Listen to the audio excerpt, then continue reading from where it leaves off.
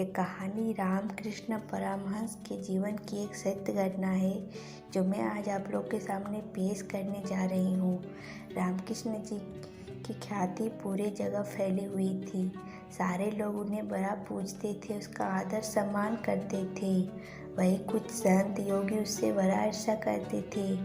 हमेशा इसी फिराक में रहते हैं कि किस प्रकार उन्हें नीचा दिखाया जाए, किस प्रकार से उनका निंदा किया जाए।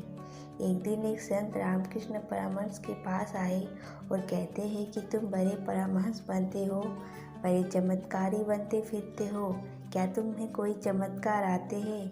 रामकृष्ण परमहंस जी बड़े सरलता से कहते हैं कि मैं तो साधारण मनुष्य हूँ, मैं क्या जानूँ चमत्कार के बारे में। संत मन ही मन खुश होता है और कहता है कि अगले दिन तुम नदी के किनारे आ जाना, मैं तुम्हें चमत्कार दिखाऊंगा। रामकृष्ण परमहंस जी कहते हैं ठीक है, मैं आ जाऊंगा। अगले दिन सारे योगी और संत को नदी किनारे बुलाते हैं और रामकृष्ण परमहंस जी वहाँ पे आते हैं। वह संत इतराते हुए रामकृष्ण परमहंस जी के पास आते हैं और कहते हैं कि क्या तुम्हें पानी पे चलने की कला आती है? क्या तुम इस पानी के ऊपर चलकर उस किनारे से वापस आ सकते हो?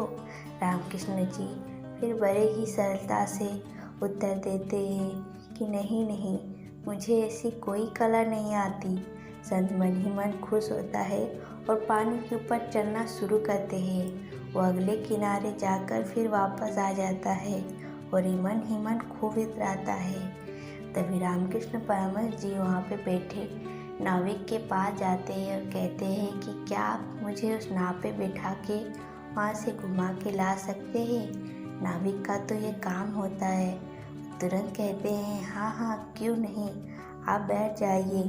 रामकृष्ण परमहंस जी बैठ जाते हैं। वो नाविक नाव से रामकृष्ण परमहंस जी को दूसरे किनारे ले जाके वापस घुमा के ले आते हैं। सारे योगी संत रामकृष्ण परमहंस जी को आश्चर्य से देख रहे थे कि आखिर ये कर क्या रहे हैं। वहाँ से उस नाव से उतर के रामकृष्ण परमहंस जी नाविक से पूछते हैं कि कितना पैसा हुआ। नाविक कहते हैं 2 पैसे। रामकृष्ण जी पैसे देख के उस संत के पास आते हैं और कहते हैं कि तुम्हें ये कला सीखने में कितना समय लगा? वह संत कहते हैं 20 वर्ष। इतना सुनते ही रामकृष्ण जी जोर जोर से हंसने लगते हैं। हंसते हुए संत से कहते हैं कि तुमने कला सीखी भी तो 2 पैसे वाली, और इसके लिए तुमने अपना 20 साल बर्बाद कर दिया।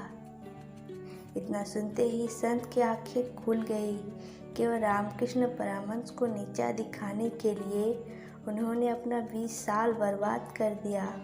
रामकृष्ण परमहंस जी ठीक कह रहे हैं, उन्होंने कला सीखी भी तो 2 पैसे वाली, जो नाविक उन्हें आसानी से ले जा सकते हैं और वापस ला सकते हैं। संत मन ही मन सोचने लगा कि इससे अच्छा होता कि मैं अपना समय ईश्वर के ध्यान में लगाता तो मुझे मुक्ति मिलती। उसी दिन से संत के भीतर ईर्ष्या खत्म हो गया और वे जन कल्याण के लिए कार्य करने लगे थे। तो ये थी रामकृष्ण जी के जीवन से जुड़ी एक सत्य घटना। उम्मीद है आपको ये कहानी अच्छी लगे। वीडियो को लाइक करना ना भूलें। Thanks for watching.